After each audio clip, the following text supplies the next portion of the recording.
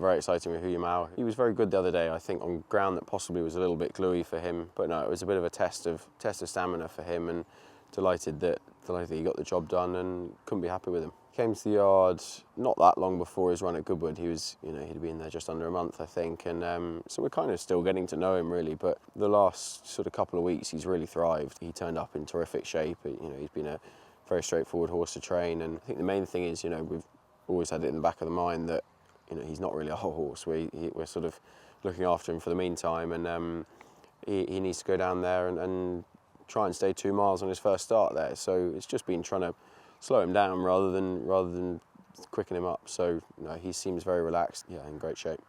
Andrew Boughey was always of the opinion that that he wants slower ground. He's obviously a winner the last day on it. I just I think it was a bit holding ground the last day, and it had been raining for a couple of days, and then it was very hot for 2 days. So I think as long as it's the slow side good, would be absolutely fine. I don't think he'd mind soft ground. I just wouldn't want it to be drying too much. David Probert's put to ride. I thought he gave him a great ride in the Derby, and that was probably one of the main reasons. He's a horse who takes a bit of knowing, and he's obviously ridden him down at Kingsclear. He's going to ride, and looking forward to it. Look, I'd imagine there'll be a pretty decent pace. It's a classic. They usually go an even gallop at the least. So no, look, he's a much more relaxed horse now, and he has missed the break the last couple of starts. In the Derby and then at Goodwood twice. And I do think he needs riding with a certain degree of restraint. I don't think he needs dropping in. He'll jump out the stalls this week and just try and have a bit more forward place, I think. It's an open race.